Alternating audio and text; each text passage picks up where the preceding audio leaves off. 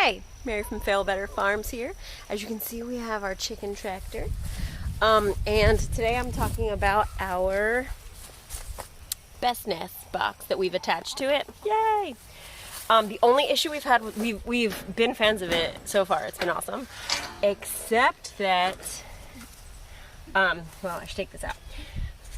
The problem is, for us, sometimes our little birdies come up from beneath and peck little holes in our eggs, therefore destroying them.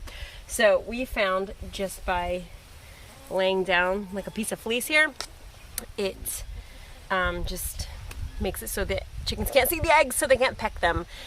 So what I'm doing right now is I'm using just I have like jewelry wire and wire cutters, and I'm just adhering this fleece to the wire beneath it so that it doesn't keep moving, which it has been doing. So I'm gonna finish doing that. I'll show you in a second.